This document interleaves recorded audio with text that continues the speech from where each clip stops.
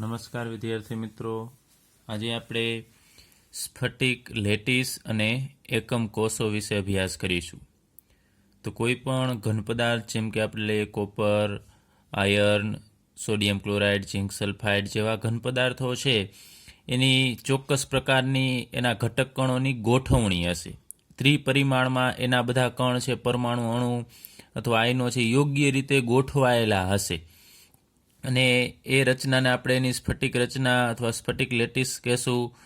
અને એકમ કોષ શું છે આપણે આગળ ઉપર અભ્યાસ કરીશું. હવે આ આખું એનું 3 ડાયમેન્શનલ એટલે કે ત્રિપરિમાણીયનું બંધારણ છે, એની રચના સમજવા માટે અહીંયા આપણે એક ઉદાહરણ લઈએ. અત્યારે મેં જે સ્ક્વેર કરેલા છે એ આપણે ટાઇલ્સ લગાવેલી છે ફ્લોર ઉપર, તળિયા ઉપર, એમ આપણે વિચારવાનું છે. તો ટાઇલ્સ બરોબર અહીંયા આપણે વ્યવસ્થિત લગાડેલી છે, જોવો છો તમે આમ સ્ક્વેરની રીતે આપણે ગોઠવેલી છે. તો અહીંયા આપણે એક વિચારીએ કે ટાઇલ્સ છે એની મધ્યમાં આપણે એક આમ બિંદુ છે એ અહીંયા દર્શાવી દઈએ.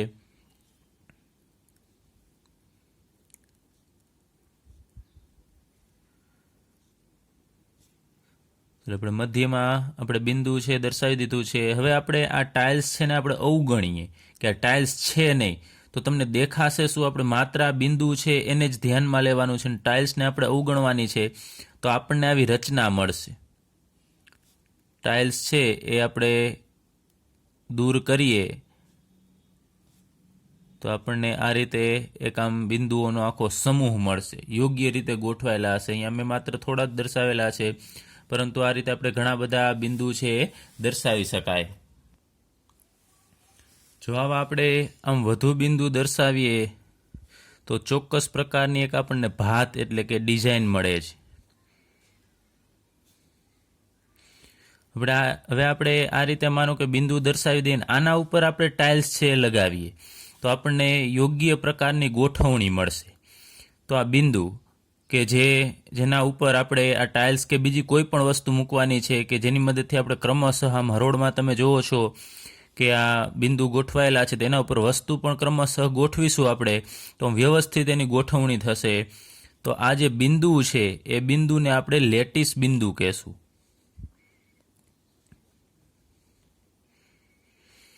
એટલે માનો કે આપણે બધા વ્યક્તિઓને આખા સમૂહમાં વ્યવસ્થિત ઊભા રાખવા છે, હરોળમાં આડી અને ઊભી એમ વ્યવસ્થિત બધા વચ્ચે યોગ્ય અંતર રહે એ રીતે આપણે બધાને ગોઠવવા છે.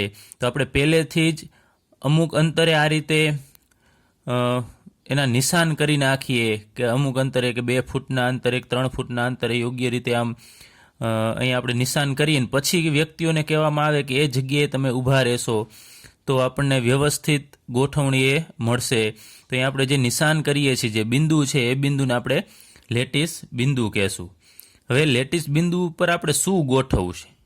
માનો કે આપણે કોઈ વ્યક્તિઓને અહીંયા ઊભા રાખવા છે અથવા કોઈ બીજી વસ્તુ છે, તો જે વ્યક્તિ અથવા જે વસ્તુ અથવા માનો કે કોઈ પણ ઘન પદાર્થ છે, તો એની અંદર પરમાણુ, અણુ કે આયન આવેલા હશે. તો પરમાણુ, અણુ કે આયન એને આપણે મોટિફ કહેશું.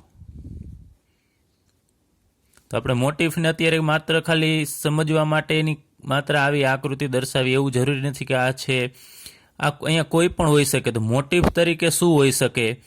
તો અહીંયા જે આપણે પદાર્થ લઈએ છીએ એની અંદર કાં તો પરમાણુ હશે, અથવા તો અણુ હશે, અથવા તો આયન હશે. હવે માનો કે આપણે લોખંડના પરમાણુ છે એફી, તો એફીના પરમાણુને આપણે દરેક જગ્યાએ એમ ગોઠવીએ તો વ્યવસ્થિત એફીના પરમાણુ છે ગોઠવાયેલા આપણને લાગશે. અથવા તો અહીંયા અણુ પણ ગોઠવી શકો, અથવા તો આયન પણ ગોઠવી શકો. અથવા આપણે આગળ ઉપર વાત કરીએ અહીંયા જો આપણે બિંદુ રાખીએ અને બધા વ્યક્તિઓને આના ઉપર ગોઠવવામાં આવે તો વ્યક્તિને પણ આપણે મોટિફ છે કહી શકાય. પરંતુ અહીંયા મોટિફ છે એ કેના માટે અહીંયા ઉપયોગમાં લીધેલો છે? તો અહીંયા આપણે જે ઘન પદાર્થ છે એના માટે કે મોટિફ તરીકે શું હોઈ શકે? પરમાણુ, અણુ અથવા તો આયન હોઈ શકે. હવે આપણે આ જે લેટિસ બિંદુ જે દર્શાવેલા છે એના ઉપર આપણે મોટિફ મૂકવા છે, એટલે કે પરમાણુ, અણુ કે આયન. તો અહીંયા આપણે ગોઠવતા જઈએ. માનો કે આ મોટિફ છે તો આપણને એક આવી વ્યવસ્થિત છે એ ગોઠવણી મળશે.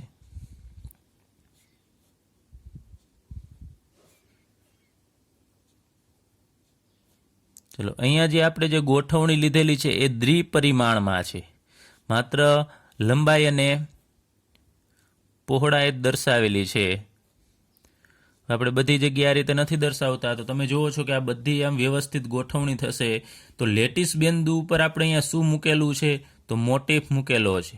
અને ફરીથી કહું છું, મોટિફની જગ્યાએ અહીંયા શું હોઈ શકે? પરમાણુ અણુ કે આયન હોઈ શકે, અથવા આપણે માનો કે આયન લઈએ તો આ જગ્યાએ હું Cl- ગોઠવું, તો આ જગ્યાએ માનો કે હું Na+ ગોઠવું, તો અહીંયા Cl- ગોઠવું, આ જગ્યાએ Na+ ગોઠવું, તો આમ વ્યવસ્થિત બધા ક્રમશઃ ગોઠવાતા જશે. તો એક આપણને ચોક્કસ ભાત, જેને આપણે રચના કહેશું, અથવા માનો કે આપણે માત્ર બિંદુ જે પહેલાં દર્શાવેલા છે, એક ફર્મો તૈયાર કરીએ છીએ કે આ જગ્યાએ બધાને ગોઠવવાના છે, જે આપણે બધા લેટિસ બિંદુઓ દર્શાવીએ છીએ, તો એને એક આપણે ઢાંચો પણ કહી શકાય.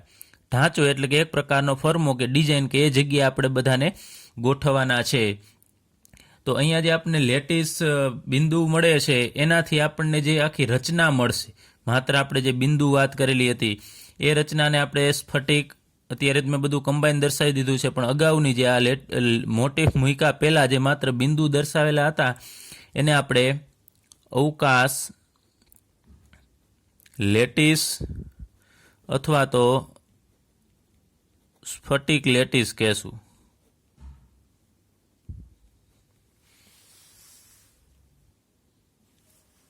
તો બીજી રીતે આપણે કહેવું કે આ એની વ્યાખ્યા આપવી કે અવકાશ લેટિસ કેને કહેવાય, તો આપણે આ લેટિસ બિંદુ હતી એની ગોઠવણી અહીંયા લખું છું, લેટિસ બિંદુની યોગ્ય ગોઠવણીને, યોગ્ય આપણે ગોઠવણી કરીશું એને લેટિસ અવકાશ અથવા તો લેટિસ સ્ફટિક લેટિસ કહેશું.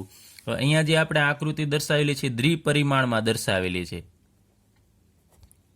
તો આને આપણે દ્વિપરિમાણીય સ્ફટિક કહેશું. પરંતુ અહીંયા આપણે આ કાલ્પનિક રીતે અત્યારે દર્શાવેલું છે, એટલે આને આપણે લખીએ કાલ્પનિક દ્વિપરિમાણીય સ્ફટિક. બાકી કોઈ પણ વસ્તુ છે કે ત્રિપરિમાણમાં હશે, આ તો આપણે સમજવા માટે પહેલાં દ્વિપરિમાણમાં લઈએ છીએ, પછી આપણે આગળ ઉપર ત્રિપરિમાણમાં સ્ફટિક છે દોરીશું. હવે જે અહીંયા આપણે મોટિફ દર્શાવેલો છે ને વાત કરી કે મોટિફ તરીકે પરમાણુ અથવા તો અણુ અથવા તો આયન હશે, એ જે તે પદાર્થનો બંધારણીય એકમ હશે. આ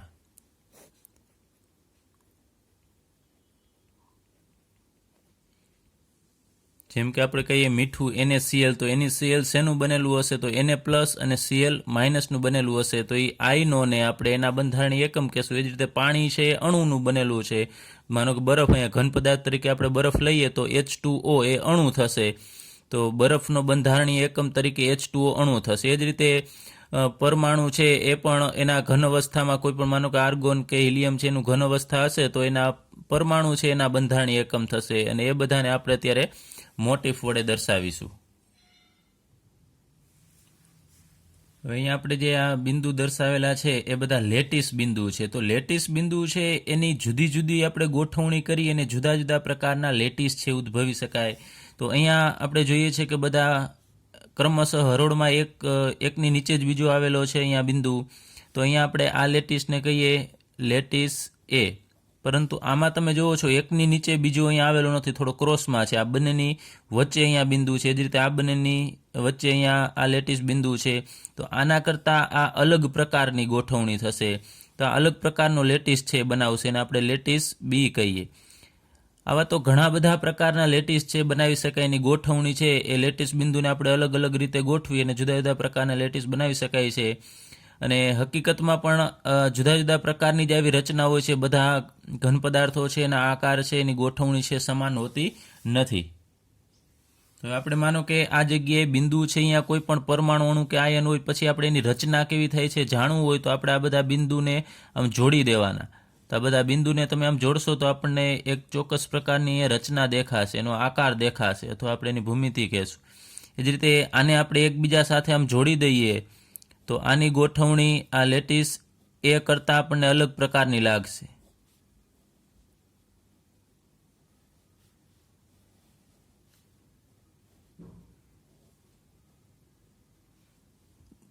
ચાલો તમે અહીંયા જોઈ શકો છો કે આની ગોઠવણી અને આ ગોઠવણી છે અલગ પ્રકારની છે, એટલે જુદા જુદા પ્રકારના આવા લેટિસ બનશે.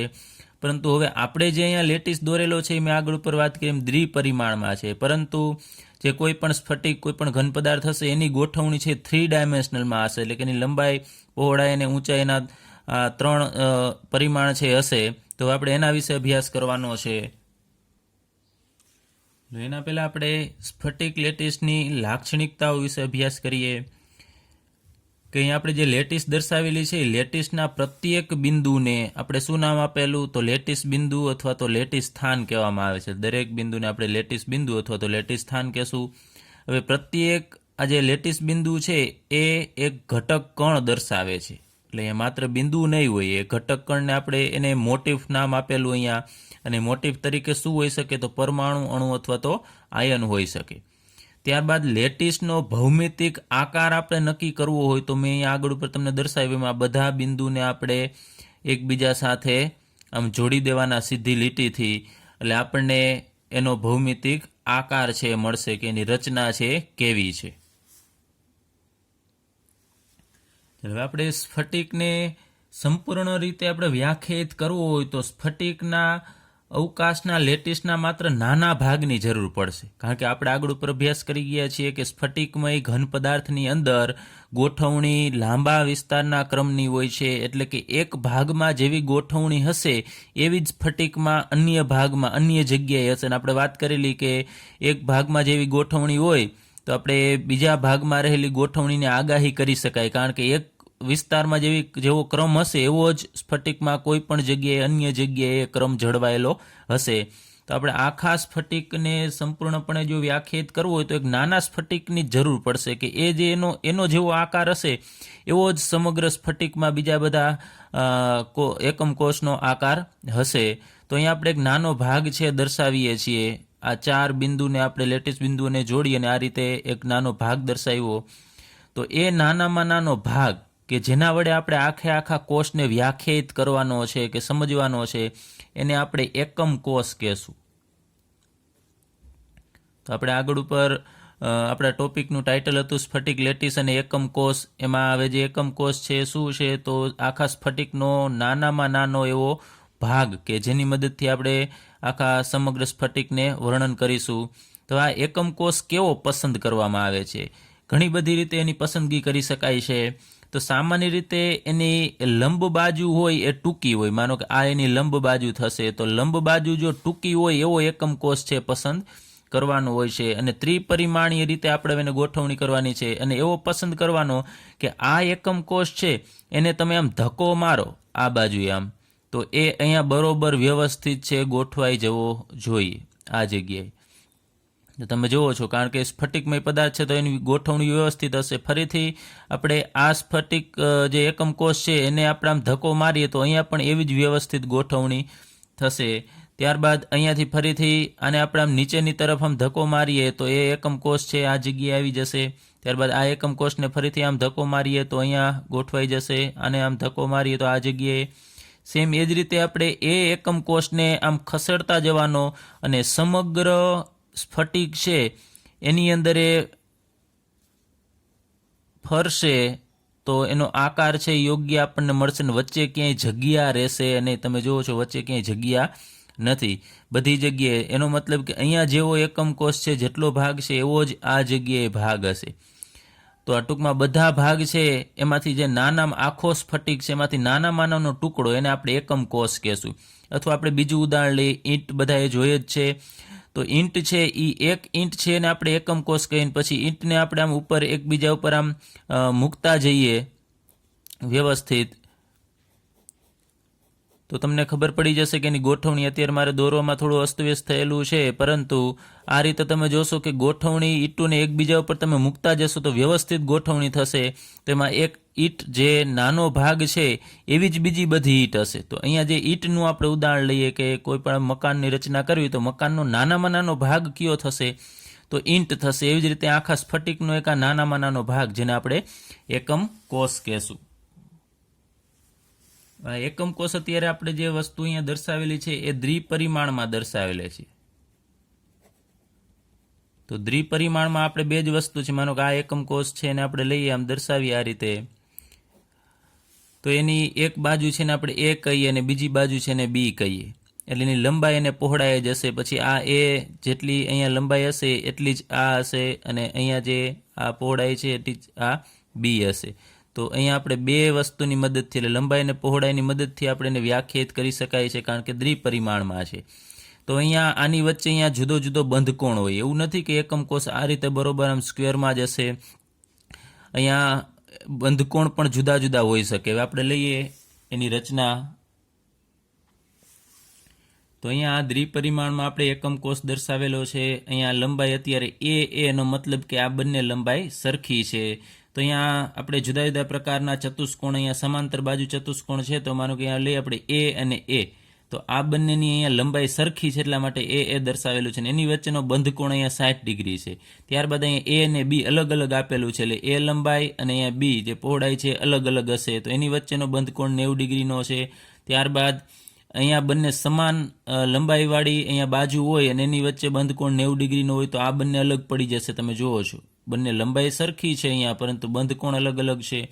એ જ રીતે અહીંયા આપણે એ એટલે કે સમાન બાજુ હોય અને એનો બંધકોણ આ બંને કરતાં પણ આપણે અલગ રીતે દર્શાવીએ, તો આવા આપણને જુદા જુદા પ્રકારના આવા એકમ કોષો મળશે. પછી અહીંયા તમે જુઓ છો એ અને બી, એમાં નવા પ્રકારનો અહીંયા તમને દેખાશે 90 ડિગ્રી, પરંતુ આ બધા કરતાં અલગ પ્રકારનો અહીંયા દર્શાવેલો છે આ ખૂણો.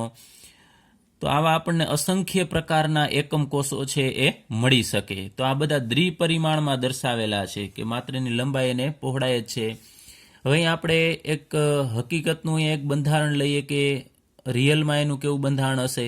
તો અહીંયા જે આપણે બિંદુ દર્શાવેલા છે, તમે જુઓ છો રાઉન્ડ છે, એ બિંદુને આપણે શું કહીએ છીએ? લેટિસ બિંદુ કહીએ છીએ. તો લેટિસ બિંદુની 3 ડાયમેન્શનલમાં આપણે ગોઠવણી કરેલી છે અહીંયા. પછી શું કરવાનું છે કે એને આપણે એનો આકાર, એની ભૂમિતિ કેવી છે આપણે આગળ ઉપર એની લાક્ષણિકતામાં જોયું. તો લેટિસ બિંદુને જોડતા જવાના સીધી રેખાની મદદથી. તો જોડતા જશો તો આપણને ચોક્કસ પ્રકારની તમે જુઓ છો કે એક આપણને રચના છે જોવા મળે છે, એની ભૂમિતિ જોવા મળશે. તો એમાં ઘણા અહીંયા નાનામાં નાનો ભાગ અહીંયા તમે જુઓ છો, એમાં એક આ ઉપરના અહીંયા 1, 2, 3 અને 4 આ લેટિસ બિંદુ અને નીચેના આ લેટિસ બિંદુ 1, 2, 3 અને 4, એટલે ટોટલ 8 લેટિસ બિંદુને આપણે આમ જોડીએ છીએ તો આપણને એક અહીંયા સમઘન મળે છે. ચાલો તમે જુઓ છો આ એક સમઘન મળે છે. એ સમઘન અહીંયા જેવો છે એવો જ એની બાજુમાં બની શકે. તમે જુઓ છો અહીંયા આ જગ્યાએ એવો જ અહીંયા પણ બની શકે. તો ઉપર તમે જોશો તો અહીંયા નંબર આપી દઉં છું, આ 1 નંબર, આ 2 નંબર, આ 3 નંબર અને 4 નંબર. તો 4 આવા ઉપર સમઘન છે એ અહીંયા બનશે. આપણે અહીંયા તો હાઇલાઇટ કરેલો છે, અહીંયા રેડ કલરથી આ દર્શાવેલો છે એકમ કોષ. તો આને આપણે આગળ ઉપર એમ કર્યું કે અહીંયા ખસેડશો, અહીંયા આ બાજુ ધક્કો મારશો તો આ જગ્યાએ બરોબર બંધ બેસતો આવશે. એને આમ ખસેડશો તો આ જગ્યાએ પણ એવો જ સમઘન છે. એને આમ ધક્કો મારશો તો અહીંયા આ જગ્યાએ પણ એવો જ સમઘન છે એ બનશે. તો આ આખો જે સ્ફટિક, આ આખો ભાગ છે જે આપણે રાઉન્ડ કરીને દર્શાવીએ છીએ, એ સ્ફટિક લેટિસ છે. એની અંદર રહેલો આ નાનો એવો ભાગ કે જે બીજી બધી જગ્યાએ આપણે એને પુનરાવર્તિત કરી શકાય, એ ભાગને આપણે એનો એકમ કોષ કહેશું. જેમ આપણે આગળ ઉપર વાત કરી કે ઈંટ છે, આખા મકાન, આપણે માનો કે મકાનને આપણે સ્ફટિક લેટિસ ગણીએ તો મકાનનો નાનામાં નાનો ભાગ શું થશે? તો ઈંટ થશે. તો ઈંટને આપણે એકમ કોષ કહેશું. એ જ રીતે અહીંયા એકમ કોષ છે સમઘન છે, પણ બધા સમઘન હોય એવું જરૂરી નથી. તો તમને ખાસ આ ખ્યાલ આવવો જોઈએ કે એકમ કોષ કેને કહેવાય. તો અહીંયા જુદા જુદા લેટિસ બિંદુઓને, ફરીથી કહું છું, જુદા જુદા લેટિસ બિંદુઓને આપણે જોડીશું અને એક એવો ચોક્કસ આપણને આકાર મળશે અને એને આપણે બીજી બધી જગ્યાએ પુનરાવર્તિત કરી શકાય. એટલે સમગ્ર સ્ફટિકમાં એ ભાગ છે પુનરાવર્તિત થતો હોય તો એ નાનામાં નાનો ભાગ એને આપણે એકમ કોષ કહેશું. તો અહીંયા લેટિસ બિંદુ તરીકે શું આવેલું હોય તમને ખ્યાલ છે? પરમાણુ અણુ કે આયન હશે. માનો કે અહીંયા આપણે દર્શાવી દઈએ આ જગ્યાએ Cl- ગોઠવાયેલો હોય તો અહીંયા Na+ હોય. એ જ રીતે અહીંયા પાછો Cl- ગોઠવાયેલો હશે, ફરીથી આ બિંદુ પર અહીંયા Na+ હશે, એની બાજુમાં Cl-. આ રીતે એની ગોઠવણી થશે, Na+, Cl-. એટલે હકીકતમાં તો એ ગોઠવાયેલા હોય છે. અહીંયા કોઈ કાયદેસર આવી લીટી કે એવું કાંઈ બિંદુ કે હોતું નથી. આ તો માત્ર આપણે એનો આકાર સમજવા માટે આ રીતે કલ્પના કરેલી છે કે અહીંયા લેટિસ બિંદુ વિચારવું અને એને આમ લીટીથી જોડી દેવાનું તો આપણને આવો આકાર મળશે. તો NaCl બધા આ રીતે બાજુમાં ગોઠવાયેલા હશે, એને અત્યારે આપણે આમ અલગ પાડેલા છે. હકીકતમાં આટલું અંતર પણ નથી હોતું, આ તો સમજવા માટે આપણે અંતર રાખેલું છે. તો Na+ અને Cl- છે એ બધા આમ કોમ્પ્લેક્સ નજીક હશે તો એનો આકાર છે એ આવો થશે. તો રિયલમાં જે સ્ફટિક પદાર્થ છે એનો આકાર કેવો છે એ આપણે સમજવા માટે અહીંયા આનો સહારો લઈએ છીએ. ચાલો, તો આપણે જે અહીંયા ઉપર ત્રિપરિમાણીય આ સ્ફટિક લેટીસ રચના જોઈ એમાં જે એકમ કોષ ત્યાં સમઘન હતો આ જગ્યાએ. હવે અહીંયા આપણે આ લંબઘન જેવો લીધો છે એકમ કોષ. તો આપણે વાત કરીએ એકમ કોષ બધા સરખા ન હોય, અલગ અલગ હોઈ શકે. તો એકમ કોષને આપણે દર્શાવવા માટે એની અમુક લાક્ષણિકતા ત્રિપરિમાણમાં આપણે દર્શાવીએ છીએ. ત્રિપરિમાણીય સ્ફટિક રચનામાં એકમ કોષની લાક્ષણિકતા.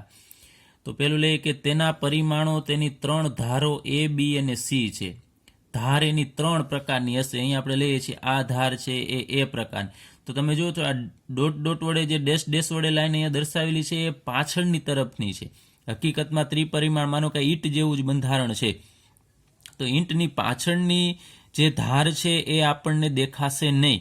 આ તો આપણે અહીંયા સમજવા માટે આ રીતે ડેશ ડેશથી દર્શાવી છે કે પાછળની ધાર છે. તો જે અહીંયા ફૂલ લાઇનિંગથી દર્શાવેલી છે એ આપણે જોઈ શકીએ છીએ અને ડેશ ડેશવાળી આપણે જોઈ શકતા નથી. તો તેની 3 ધાર A, B અને C છે. તમે જુઓ છો આ A ધાર, આને આપણે B કહીએ અને આને આપણે C કહીએ. હવે આ A ધાર હોય તો આ પણ A ધાર જ થશે.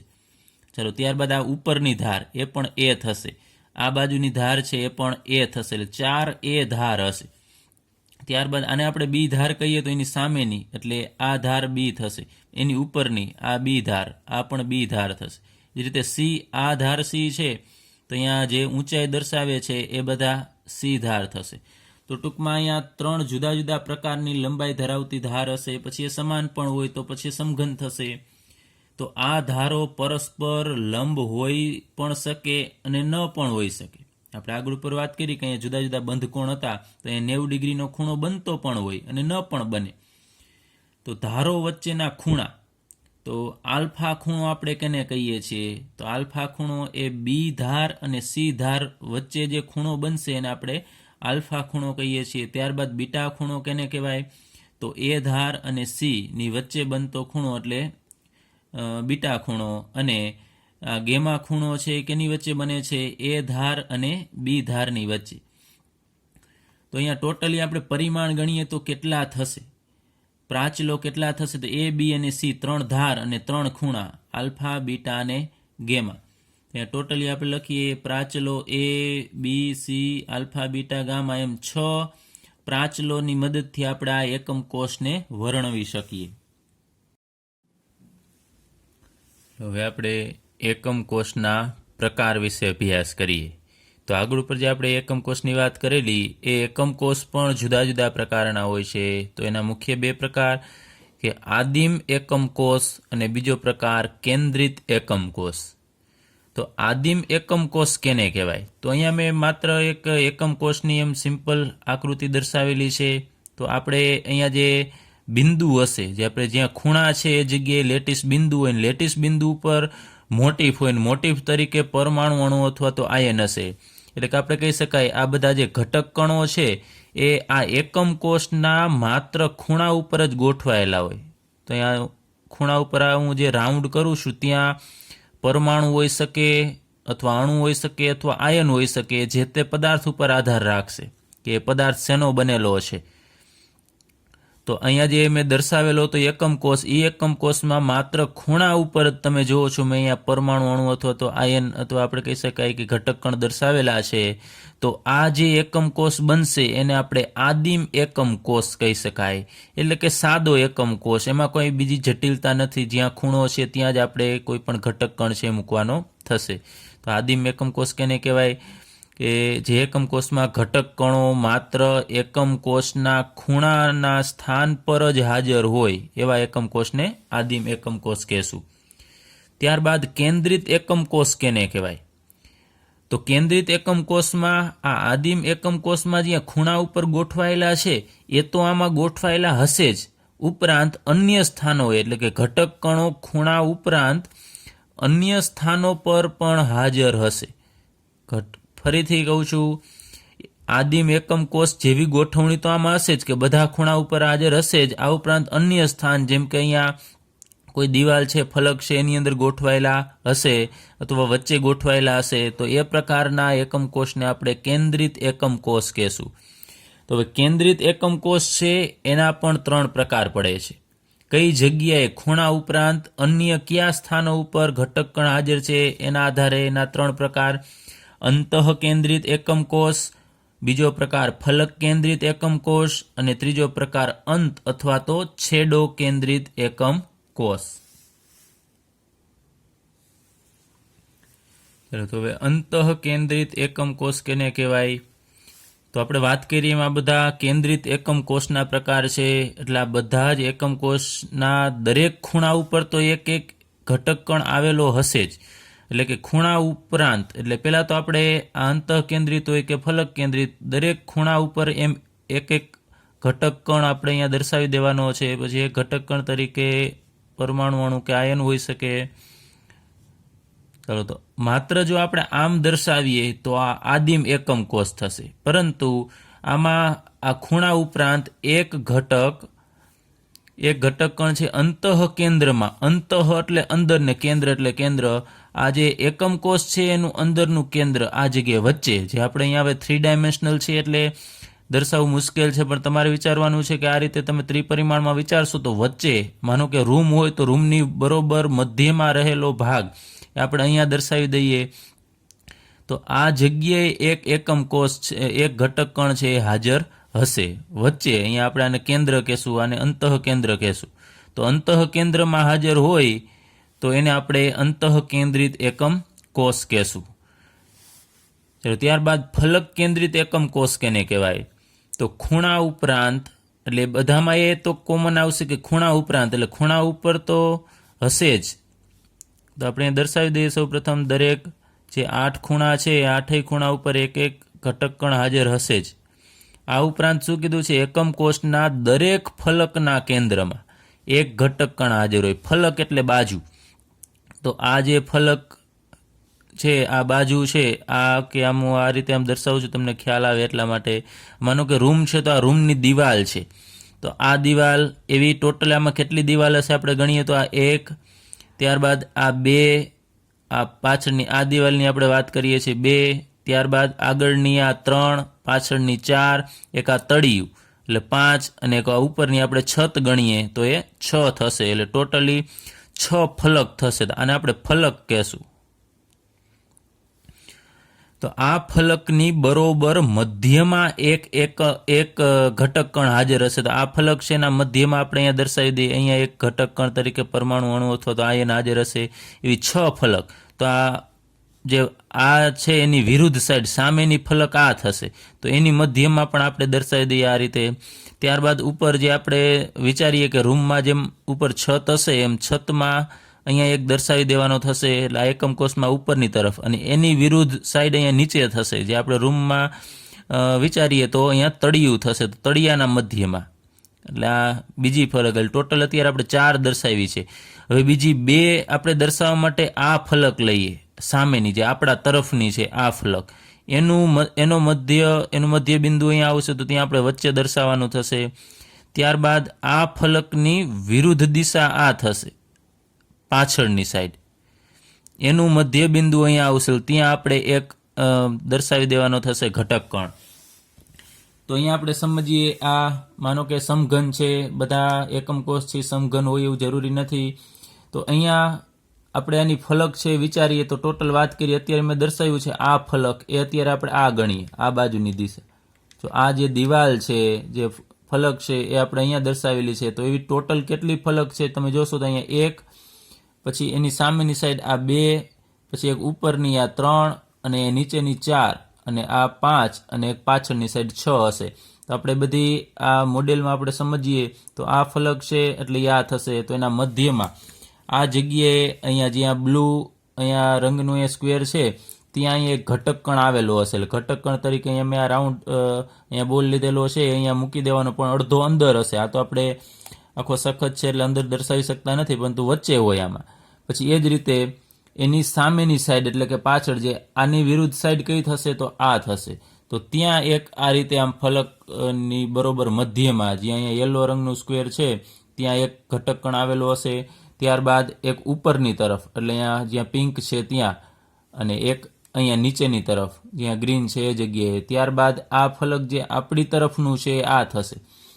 એના મધ્યમાં અહીંયા જ્યાં ઓરેન્જ રંગ દેખાય છે ત્યાં વચ્ચોવચ્ચ અહીંયા એક ઘટકકણ હશે અને એક પાછળની તરફ જે આપણે દેખાતું નથી હોતું જે અહીંયા હશે પાછળની તરફ આ જગ્યાએ.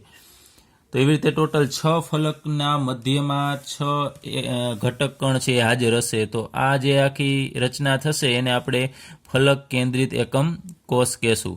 ત્યારબાદ અંત કેન્દ્રિત એકમ કોષ અથવા તો છેડો. તો ખૂણા ઉપરાંત એક તો તમારે વિચારી લેવાનું છે કે દરેક ખૂણા ઉપર તો દર્શાવી જ દેવાનું કોઈ પણ પ્રકારનો એકમ કોષ હોય એમાં.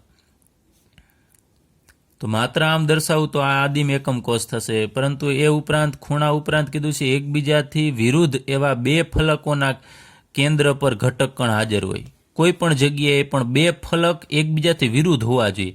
માનો કે આપણે ઉપરનો ભાગ આપણે વિચારીએ કે રૂમ હોય તો રૂમની છત છે તો આ ઉપરનો ભાગ, તો એની વિરુદ્ધ સાઈડ કઈ થશે તો નીચેનું આ તળિયું. એ બંને એકબીજાથી વિરુદ્ધ છે તો આ ફલકના મધ્યમાં એક ઘટકકણ હાજર હશે અને અહીંયા હાજર હશે. 2 જ હશે. અહીંયા ઉપર છે તો એની વિરુદ્ધ આ સાઈડ. જો આ બાજુ એ હોય તો એની વિરુદ્ધ સાઈડ આ બાજુ થશે. પણ 2 જ હાજર હોય, એક ઉપર અને એક નીચે અથવા આ બાજુ એક આ. બધા ફલક ઉપર આવેલા હોતા નથી. જો બધા ફલક ઉપર હોય તો પછી આ પ્રકારમાં આવશે ફલક કેન્દ્રિત એકમ કોષ. એટલે 2 જ ખૂણા ઉપરાંત 2 જ ઘટકકણ અને એ પણ એકબીજાથી વિરુદ્ધ દિશામાં આવેલા ફલકોના કેન્દ્ર પર હાજર હશે. તો આપણે મોડેલમાં દર્શાવીએ તો આ ફલક છે અહીંયા ઉપર, એનું સેન્ટર આ થશે ને એનું વિરુદ્ધ ફલક એટલે આ નીચેનું થશે. તો આ બંને જગ્યાએ એક એકમ ઘટકકણો છે હાજર હશે.